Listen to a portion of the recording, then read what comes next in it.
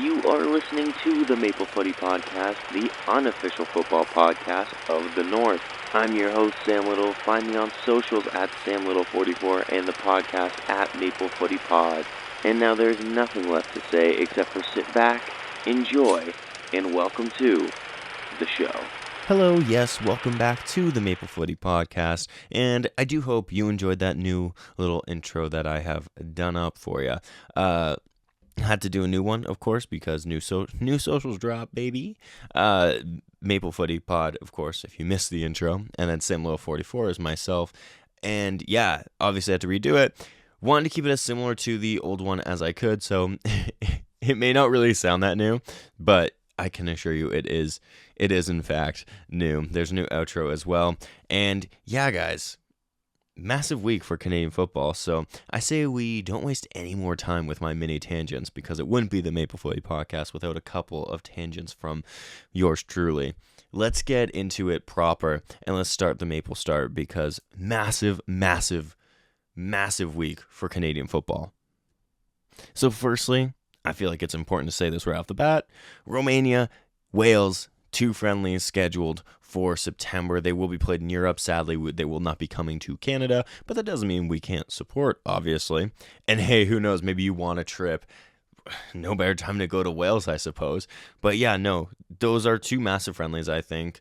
2 European sides that we can really test ourselves against and really see kind of how we kind of stack up to, I don't want to say lower tier of Europe, but obviously they're not like, your France's, England's, Germany, Spain, like all that. But like, they're also not like, oh my gosh, like who even are these guys? Like, these are some good teams that are consistently in and around Euro qualification, World Cup qualification, all that stuff, So I think it's very good, and it'll be a nice little benchmark to see kind of where we stack up in that aspect. Moving along, the Canadian Championship first round dates were announced, so definitely ones to kind of look out for there if you support any of those teams. Valor and Rovers will play on May 7th, Pacific FC and Vancouver FC May 6th, Cavalry and Edmonton Scottish May 6th, Atletico Ottawa will play Scorosapi FC on April 29th, York United May 6th against FC Laval, Toronto FC in a big one here, Toronto FC against Montreal April 30th, and then Forge FC against Halifax Wanderers May 7th. Yeah, that is some big games there. The one obviously is TFC and Montreal, 2 MLS sides going at it in the first round, is kind of big. Winner of that will play the winner of Forge and Halifax, so I think Forge or Halifax will be licking their lips at that one for sure. Moving on from Canadian Championship, Davies scored the winner to beat Alistair Johnston Celtic. Alistair Johnston, by the way, what a performance. Take a friggin' bow. He was unreal. Emma Regan, the first NSL player to represent the Canadian women's national team. With that being said, Julia Grosso scored the first goal under Casey Stoney in a draw against China. They then went on to beat Mexico 2 days later, 2-0. Stefan Eustachio got a red card against Roma. Porto are now out of the Europa League after a 3-2 loss to Roma on was that Thursday? I think it was Thursday. And then the first ever match for the NSL is April 16th between Vancouver Rise and Calgary FC. So definitely 1-2 circle on the calendar. Another big one is AFC Toronto will host Montreal Roses at BMO Field. Yes, BMO Field. Definitely go and support that if you can on April 19th. Ali Ahmed assist in the Champions Cup, but they in the last second they lost, but they do still have another leg to play. That's the Vancouver Whitecaps, of course. Samuel Piette, contract extension for Montreal until 2027. He's the captain. Did we expect him to go anywhere else? He seems to love it there. They seem to love him. Match made in heaven, I think. Promise David has filed to switch from Nigeria to Canada, and this is massive because guys are now starting to choose Canada, and guys that, like, he could play for Nigeria. Then you look at, like, Sigur, who could have played for Croatia. These guys born in Canada, raised partially in Canada, and then of course moving to the other countries that they could in fact represent. And I think that's massive because there was a time where that wasn't the case. We got like a whiff of anyone that was even halfway decent, and no, they didn't want to represent us. They wanted to represent whoever else. But now that's not the case, it seems, as players like this, like Promise David, who's having a great season, just grabbed 2 assists on the weekend. He's having a great season. So I'm definitely very happy about that. Emil Gazdov has transferred to CF Montreal. He had left training throughout the week, and it has been... I haven't seen any official confirmation from either club, but a lot of sources are saying that it's done. Like, it's done, and that's huge. That's huge for the CPL and huge for him. Huge for our goalkeeping department as well. He's young. He had a great season last time out, so this is only, like, I only see that as a positive, and I hope that he continues to develop and grow into the keeper that it looks like he really could become. Jesse Marsh was in England over the weekend to watch the Bournemouth game, to watch Daniel Jebbison, who did get on for a couple minutes. And it seems to have worked because literally just before I started recording this, Daniel Jebbison has begun the process of switching from England to Canada. He's born in Canada, spent the first, I believe I saw the article, 13 years of his life in Canada, and then moved to England and then represent England at the youth level. So now he can, of course, represent Canada, and that is absolutely massive, I think, and I absolutely love that. He's got a lot of potential, just 21 years old, playing for Bournemouth, who's having a great season so far, was just recalled from Watford, of course, in the January transfer window. This is massive. That's two strikers, like quality strikers. So that adds a lot of depth to those number 9s there. Obviously, we all know Jonathan David, as long as he's healthy, is getting called. Same goes for Kyle Larin. And then you have those depth guys like Theo Bair, who I still really love and really rate. Then you have Danny Oluwaseyi, who I also think is very good. Now you're adding in Daniel Jebbison, Promise David. I totally forgot to even mention Jason Russell-Rowe, Prem as well. Like, we have a good depth up front, and this is very exciting, and I absolutely love that. Speaking of Brim, he scored his first goal for his new club against Feyenoord over the weekend, so congratulations to him. Liam Fraser made his debut for Crawley.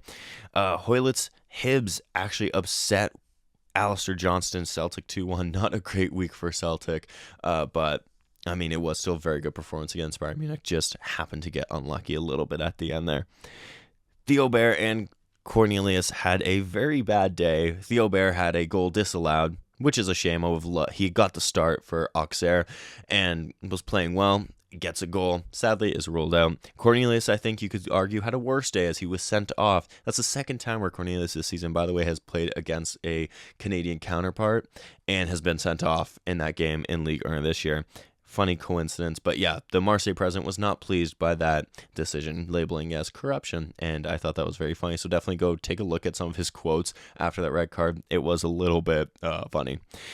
Derek Cornelius wasn't the only, he was not the only Canadian center back that was sent off this weekend. Kamal Miller, just 11 months into the new MLS season, also received a red card. Definitely not the way that he would like to start the season, I would assume, but it wasn't a good day for him or Maxime Crepeau either.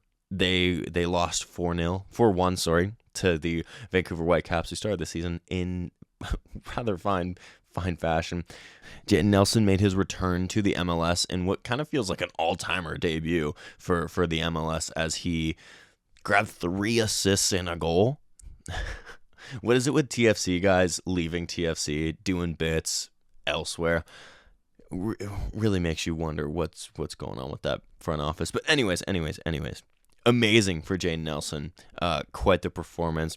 Jason Russell-Rowe scored the first Canadian goal of the MLS season for the Columbus Crew. He beat out Jonathan Osorio just barely by a couple of minutes, as Jonathan Osorio also scored for TFC. And then Nathan Saliba, the best Saliba in world football, might I add, scored against Atlanta United. Each of the Canadian teams, of course, did play. Vancouver, as we already touched upon, 1-4-1. Goals from Jayden Nelson and Sam Adekubi as our Canadian reps. And then Montreal actually lost to Atlanta. I think the final score was 3-2. I forgot to write down the final score. Whoopsies.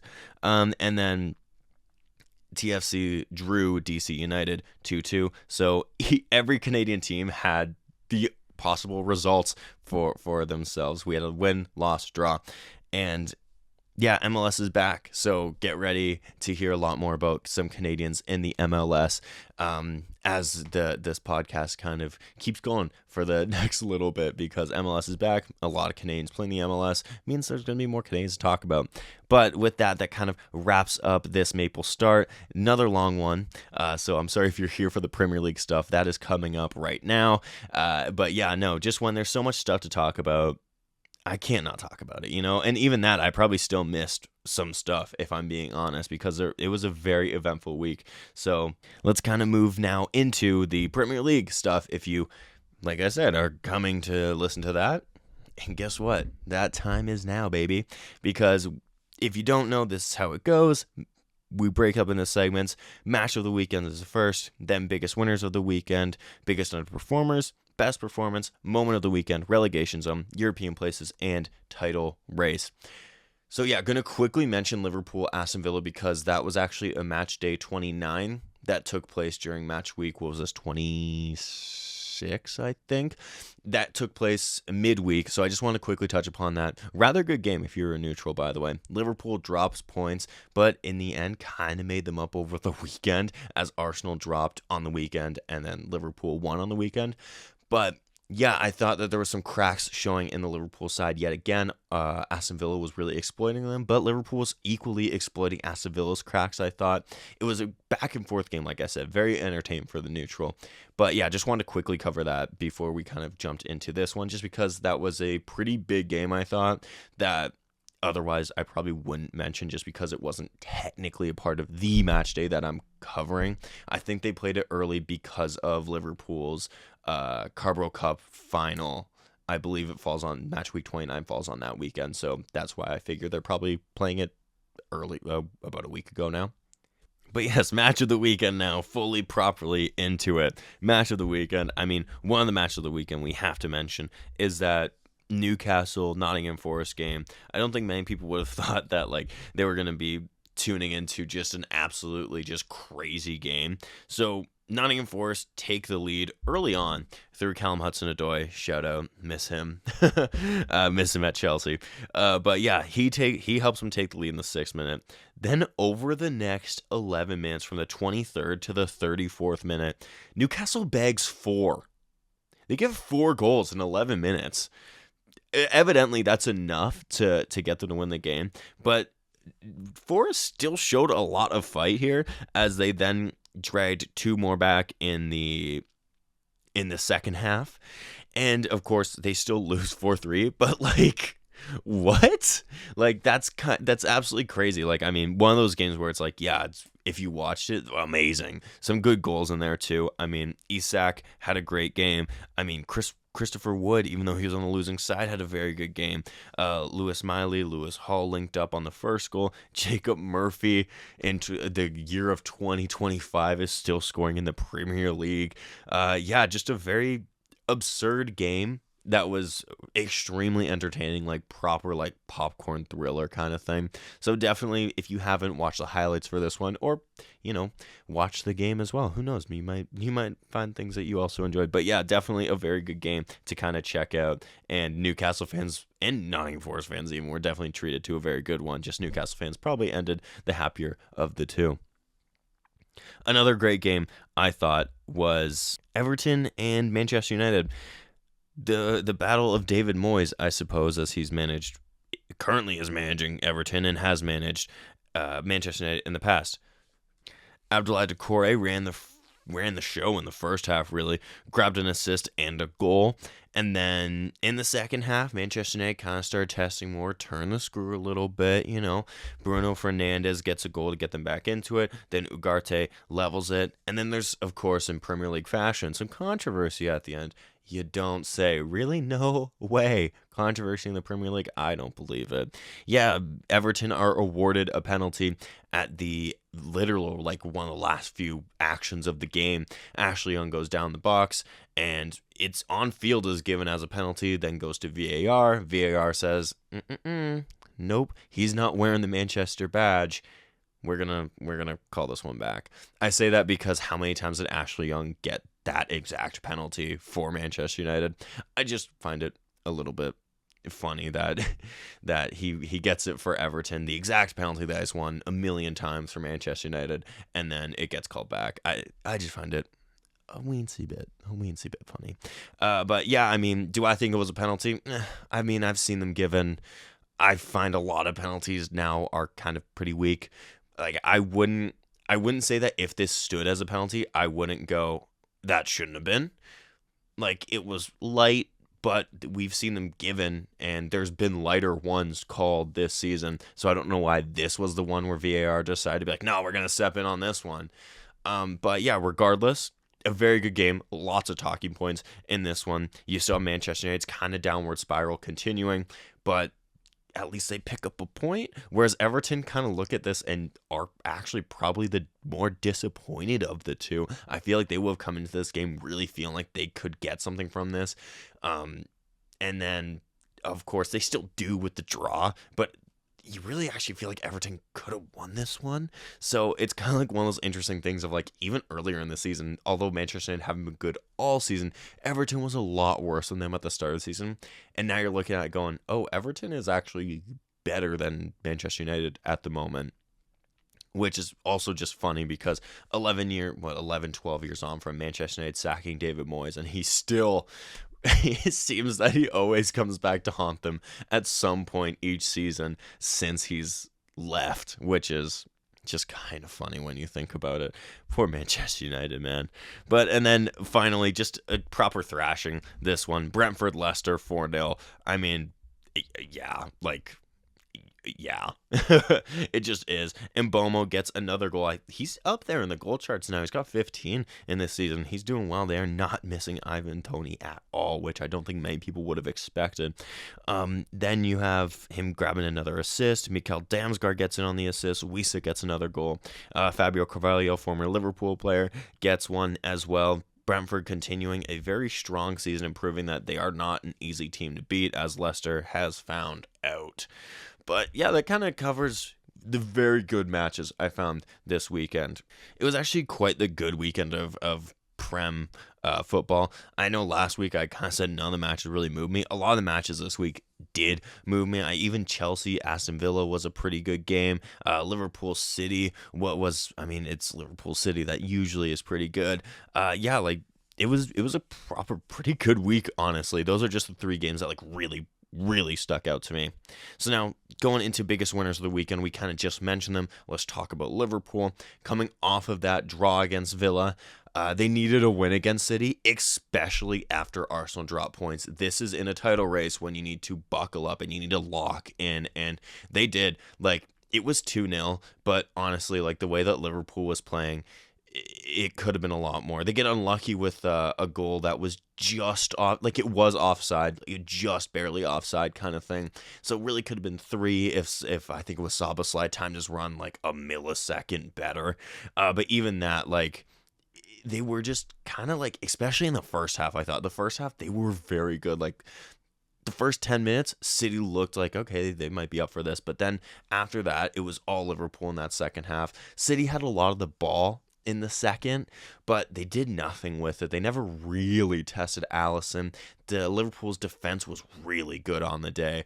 I know there's a stat about Arnold going around being dribbled past a lot, but okay, he was dribbled past a lot, but Konate was there and covered for him every single time. But Konate and Virgil van Dijk were top class this weekend. Robertson, no disrespect, just didn't have much to do. They really weren't.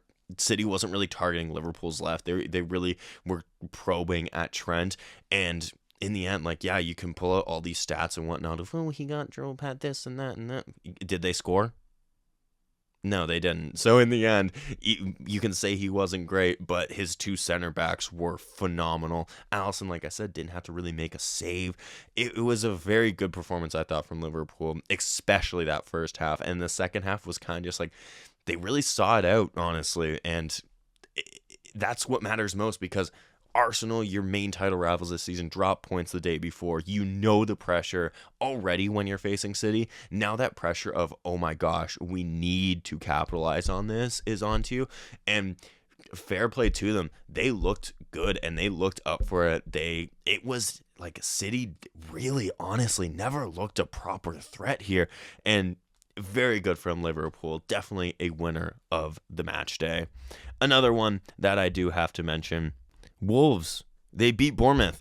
Not an easy task this year, but they do, and that's massive for them in the title race. Relegation race. Wolves, my title challengers this year. No, in the relegation battle. My apologies. Of course, Bournemouth do receive a red card, so I think that definitely does play a big part in Bournemouth not really playing how you would kind of expect this Bournemouth side to play. But credit to Wolves, they still have to go on and beat them. They get the goal 5 minutes after the red card. Who else but Cunha? He's having a great year, by the way. If they stay up, it's cause of him, and I have been backing Wolves to stay up, so they better friggin' stay up. I'll tell you that much. But yeah, I mean, it's not like the prettiest game that you'll ever see, but it's a result is a result in the relegation battle, and all of them count, and especially a win against a really good side this year. I think that's absolutely massive. It kind of, to me, shows that Wolves, I don't want to say are definitely safe because there's still a lot of time this season, but currently 5 points up on Leeds and Leicester. It's going to take a lot for, I think, Leicester and Ipswich. I don't know why I said Leeds. I guess championship football on my mind, maybe. Leicester and Ipswich kind of, I think they haven't shown it as much as Wolves, I think, whereas Wolves have kind of shown they have that character, that grit, quality. Like when you have a player like Cunha, yeah, like you there's a chance to be staying up here, and Cunha's playing probably the best football of his Wolves career right now. So yeah, I mean, massive win for Wolves. They have to be in my winners of the weekend. And then finally, Tottenham, baby. I've put you guys in underwhelmers so many times this year. I got to put you guys in winners of the weekend when you do perform like this. The 4-1 win over Ipswich. You didn't bottle it. You didn't, but it looked like you might have, but you didn't. You were 2-0 up. Ipswich gets a goal, and you're thinking, oh no, they're going to Tottenham. They don't. They do not. Good job, Tottenham. But yeah, I mean, Tottenham have not had a good season, obviously. So it's just nice that they got a result here, really, if I'm being honest. Like, not much to cheer about this year for Tottenham. Not many signs of hope, but, take the wins as they come. And Tottenham do, in fact, do that here. Underwhelmers of the weekend now. Tottenham, no strangers to this one, but they're not in it this time. No. A new favorite into the underwhelmers of the weekend has come up, and it's them again. It's Chelsea, because what was that? What was that? It's the typical Chelsea performance. It's baffling to me. We're doing stuff that works in the first 15 minutes of a game, and then go, okay, that's good. Like, score our goal, and then shout out Four Nations, by the way. Score our goal and think it's the golden goal. Like McDavid just scored for Canada to win the medal in the Four Nations face-off. And Chelsea, I think, are adopting that same strategy of, if we score first, we win, right? Like, that's it. So I actually do have a new strategy to pitch to Chelsea. Don't score until like the 89th minute. You're gonna win, because we don't concede until we've firstly scored. And then once we score, then we're like, all right, like, we've won, right? And then we concede, and then concede, and then concede, and then concede, and then lose. Yeah, I mean, it's a terrible run of form right now for Chelsea. For the first half-ish of this season, I had been saying that Enzo Maresca, I'll be interested to see how he weathers a storm with Chelsea once it kind of hits. Oh my goodness, it is hitting. This is like a Category 5. It's not even a storm anymore. It's just a hurricane at this point. Like, it's bad. Like, it's really bad. Players don't really look up for it. They don't look interested, look out of form, out of confidence. This, by the way, does not apply to Enzo Fernandez and Moises Caicedo, who look like they're really the only two that give a shit right now. Pardon my language. look like the only two that actually care, want to fight for the badge. I do want to lump Reece James into that. He just hasn't played enough this season, sadly, injuries. But you can tell he also cares. But Moises Caicedo and Enzo Fernandez have been our two consistently like best players this season, and everybody else has just been hot or cold. Even Cole Palmer, I love him to bits, and he's been unreal for Chelsea since he signed. But these last couple games here, he has not looked great, and there was chances here on the day that he probably should have put away. Especially you think of that one-on-one with Martinez, where Martinez slips, and then Palmer goes, "Oh, I'll do the same thing, man. Why not?" And then he slips, and it's a whole thing, right? And yeah, it's just very frustrating. Enzo Maresca looks out of ideas, doesn't look like he knows really what to do. Enzo Fernandez and Moises Caicedo, although they've been great, look tired, and I really worry if either one of them gets injured or suspended and misses a chunk of games, because we will be screwed. It's not good. I mean, we're still mathematically in the race for Champions League, but I don't see it. I really don't see it. We have Leicester and Southampton next on the bright side, but you're not going to face Leicester and Southampton every week. And I mean, hey, we lost to Ipswich, so we already know that these aren't gimme games anyways. If anyone's going to lose to either of these two teams, it's going to be Chelsea. So, we'll see how that goes. But another week, another mini Chelsea rant out the way. Let's talk about another underperformer so that I don't have to think of these guys anymore. Arsenal staying in London, as they lost to another London side, West Ham. By the way, great win for West Ham. I should have put them in winners of the weekend. That's my fault. They had a great outing on the day. But yeah, Arsenal dropping points, crunch time. It's not a season if that doesn't happen with Arsenal. When the lights shine brightest and the pressure is the highest, Arsenal crumble. It's happened the last 2 seasons now. This is the third.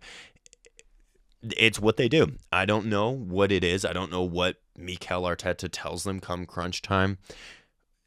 But evidently, it's nothing good. I do understand Arsenal are battling a lot of injuries. Do you have a violin? Everybody's battling injuries. That's kind of how I look at it. Everyone's battling injuries. Every team has a bunch of guys out injured. It sucks. Don't get me wrong. Trust me, I'm a Chelsea fan. I know injuries suck. But come on. Like, the excuse, 2 seasons ago was they lost Saliba, so they couldn't win the league because they lost Saliba. Now this season, they've lost guys like Saka, Havertz. Okay, really? Like, let's be real, guys. Like, we're talking about losing Kai Havertz as a negative? Come on. But anyways, I don't know. Maybe I might be being a bit harsh, but I don't really see injuries as a valid excuse, unless you're like playing a team of like your C team, of like these are like 17-year-old kids, and they're not. I mean, they have one 17-year-old kid in the lineup, but you have guys. Even still, you have guys like Raheem Sterling, Leandro Trossard, who can still jump in. Zinchenko, I know people don't really love him, but like he has won multiple Premier Leagues. Like, these guys aren't like, they're not terrible. Like, sure, they're a step down from probably like a Bukayo Saka, but like they're not awful, and then you got guys like Declan Rice playing against his former club. You have a point to prove. He's getting slaughtered all day by the fans, and he puts up probably one of his worst performances of the season and gets pulled off in the 56th minute. It just kind of shows me, I'm like, as I've kind of been critical of Arsenal, probably a little bit biasly as well, I will admit, it feels like, I've said this before and I'll say it again, it feels like Mikel Arteta has taken them as far as he can take them. I will give him his credit, he has turned them from like that quote-unquote banter club into like an actual like good side that's in Champions League, that's battling for a league title. Like, now I think they need to get their guy that's going to get them over the finish line. I don't know who that is. Maybe it's a Diego Simeone, maybe like a Thomas Tuchel kind of. I know Thomas Tuchel's wrapped up in England, but you get my point. Like a manager like that is like a known winner. He can come in and really change it, get them a league title, which they're so desperately chasing, obviously. But yeah, dropping points now, and then like, especially dropping points after Liverpool dropped points on Wednesday, and then you drop points, setting it up for Liverpool to then go further ahead of you. I think they're now 11-point lead on Arsenal. Like, that gap could have been, I think, if Arsenal had won, it would have been like, 5 or 6 point gap. If Liverpool had, then, like, obviously, Liverpool have had to have lost. But still, like, the gap could have been so much slimmer. Even if Liverpool had still won, Arsenal goes from 11 points to 8 points. Is that right? Is that the right mental math? Oh my gosh. But regardless, the gap is still like tangible. But 11 points at this stage of the season, obviously still not over. Like, there is still time to recoup this. But that time is running out. And Liverpool on 11 points. Arsenal now with their injury crisis, as well as not great form, potentially, usually during around this time, it's not really looking good for Arsenal unless this is the season they turn the corner and then, like, go on and win it from here. I think it could be a lot. I know Saka rumored to be coming back soon, so that could be a big injection of life into the team, a big spark of quality.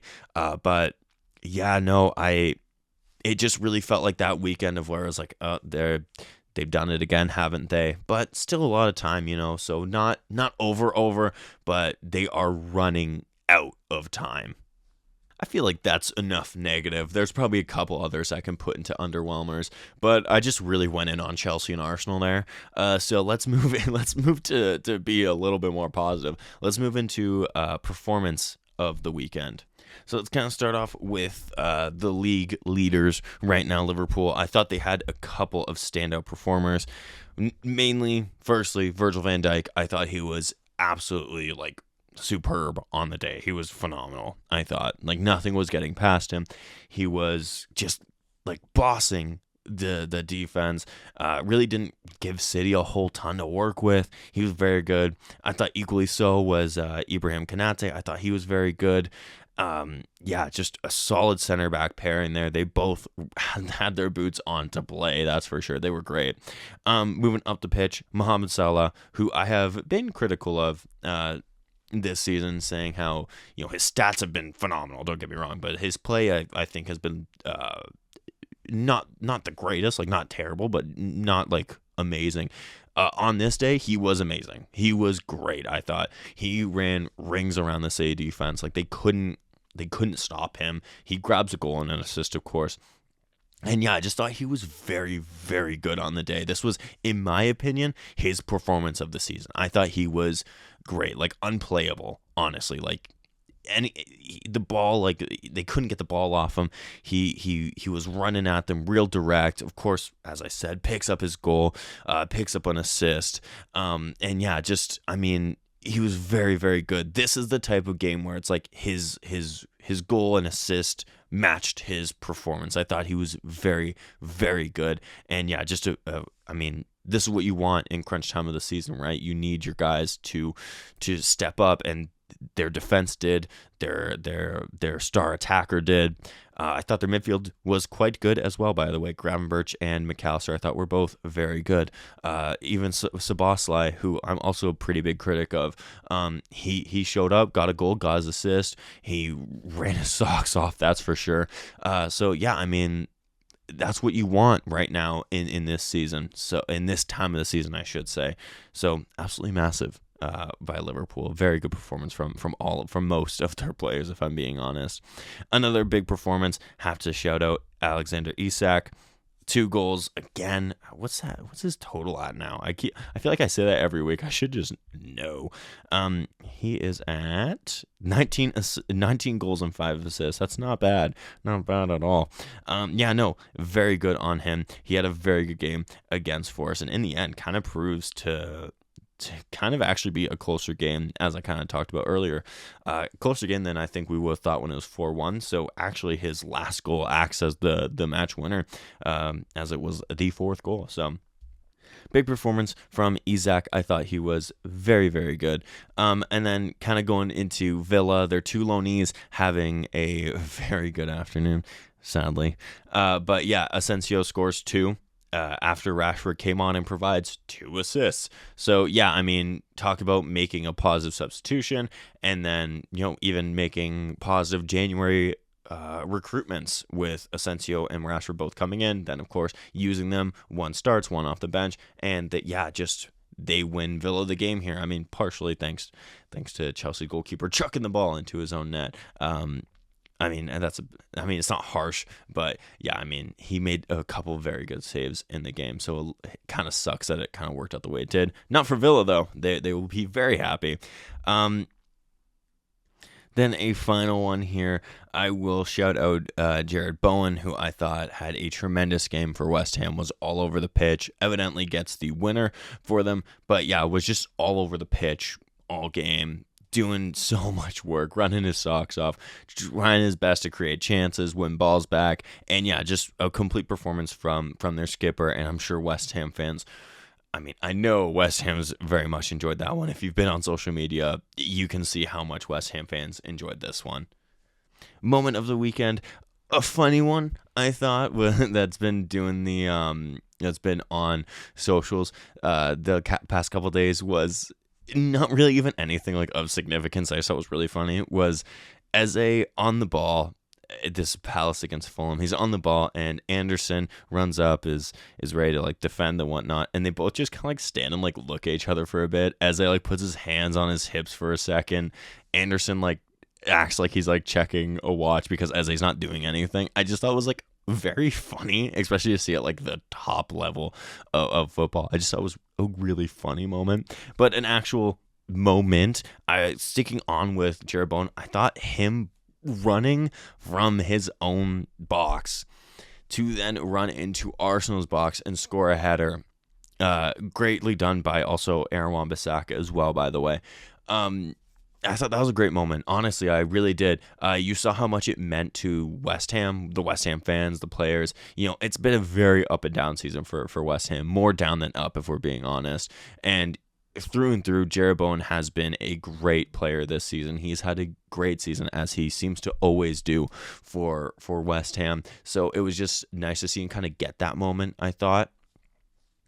Another great moment, Wolves beating Bournemouth. Of course, the goal is the moment here. Cunha. It's not the prettiest goal you're ever going to see. It's not the greatest goal. I just think just in the context of Wolves this season, it's an absolutely massive moment, especially for those fans, those players, manager, staff, all that. It's a big moment for them, and kind of like with West Ham, you can see what it meant to those players, what it meant to the staff. So I have to put that one in there. And then another moment is the first 10 minutes of Chelsea's game, where it actually looks like they might have accomplished something at the weekend.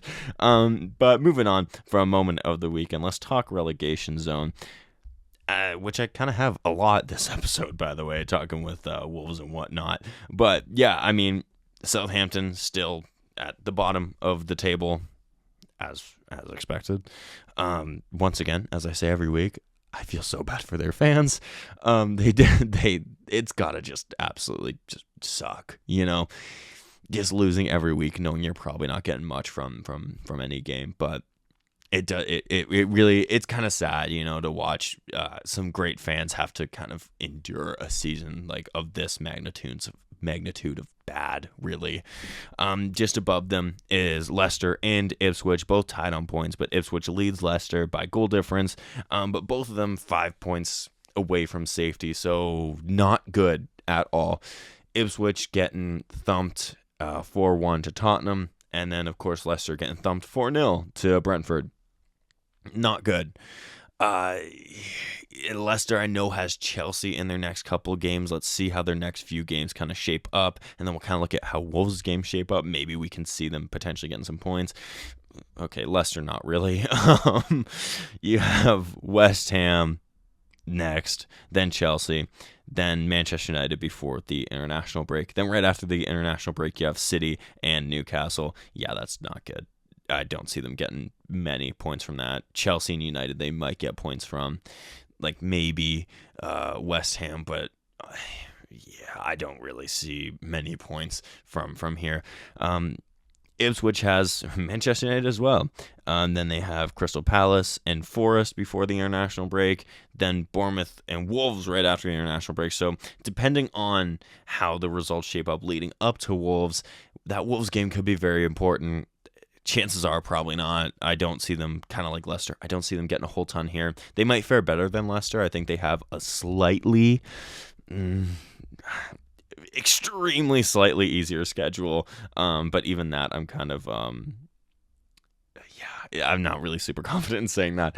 But yeah, slightly, I guess you could say, easier than Leicester.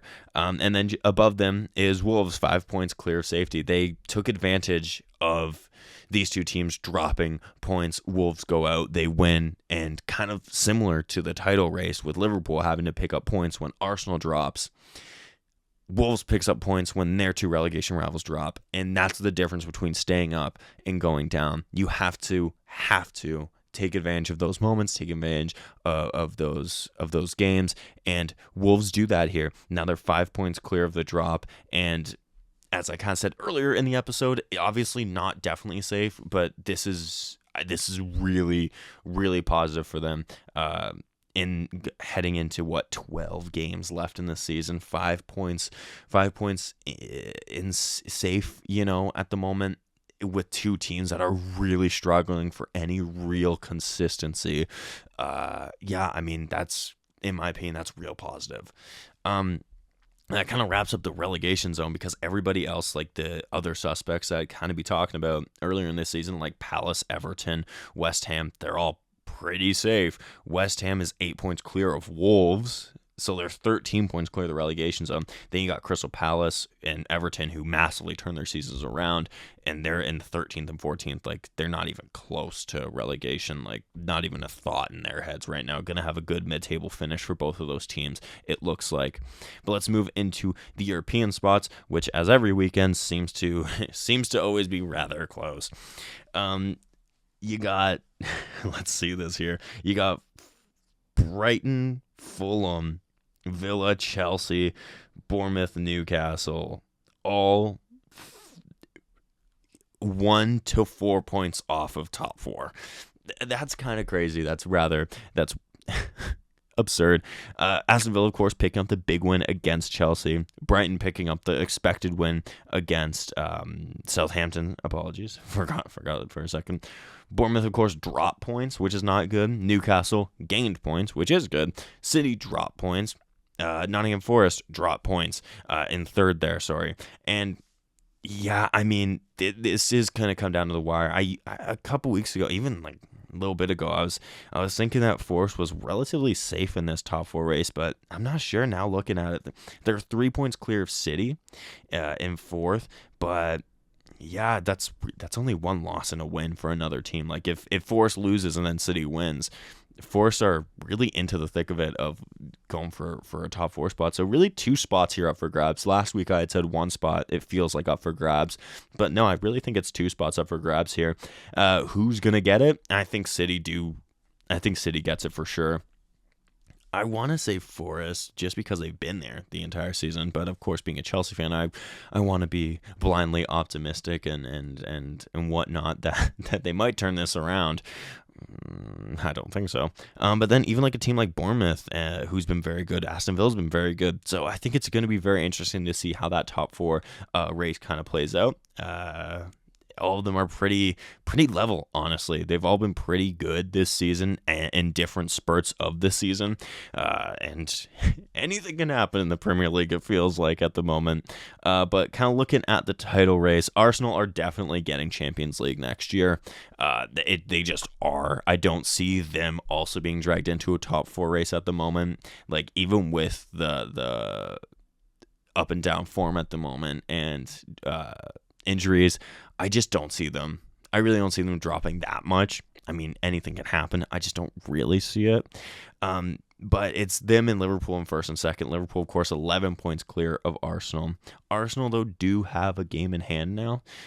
So it could be used to as a positive.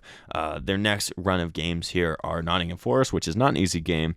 Then Manchester United, which is a bit easier. Then Chelsea, also kind of easy.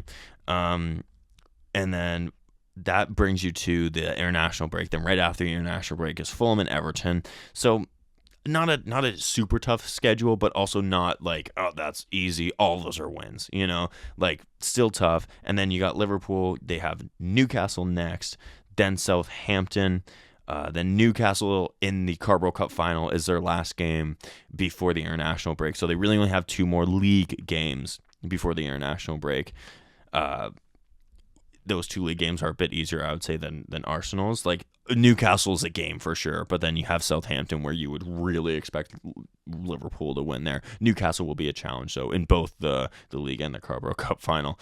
But yeah, I think it's a telling time of the season, as it always is, from about December to January, February-ish. Table's really taking its shape now, and you can really see kind of who's in and around where they could land. It really does feel like Liverpool are in the driver's seat for sure. I have been extremely critical of them this season, but they still find a way to win. They still are top of the table, 11 points clear, and like outside of Newcastle, they have like a game where they just have to show up against Southampton. They're probably getting the 3 points. Of course, upsets happen, so it's not guaranteed. But yeah, I mean, Newcastle will be a game for sure. But Southampton, you expect Liverpool to get the wins there, and then you kind of look at Arsenal's schedule. It's not great running into the international break, but you never know. Anything can happen in the Premier League. And yeah, I mean, kind of with that being said, I feel like I've yapped a lot here. So I'm gonna wrap it up. I feel like I covered a lot. It was a good weekend. There was a lot to talk about, so that is good. It feels like I covered a lot, so that's always good. I always like when I kind of feel like I'm covering like a good amount of teams instead of just being like, yeah, like these 2 teams and that's about it. So I really feel like that was a good weekend of Premier League football. Definitely check out the new socials. Sam Little 44. I mean, Sam Little 44 is not a new social. Yeah, that's always been my Instagram account. It just wasn't the one I was using for Maple Footy. But yeah, check that out. Follow me there. And then, of course, follow the podcast at Maple Footy Pod. It's Maple Footy Pod everywhere. So makes it very easy to find it. And yeah, thank you so much for listening. And if this was your first episode, I do hope you enjoyed and that you'll come back for the next one. And if this is your 58th, I believe this is the 58th episode. If this is your 58th episode, I do hope that you've enjoyed and that you come back for the next one. And if you land anywhere in between, I hope you come back for the next one. So yes, thank you so much for spending roundabout 45 to 50-ish minutes with me. So thank you so much. And until next time, cheers, everyone. And that was your Maple Footy podcast. Thank you so much for listening. Check my socials for any and all future updates. Remember to support Canadian football, be kind, and until next time, live, laugh, little.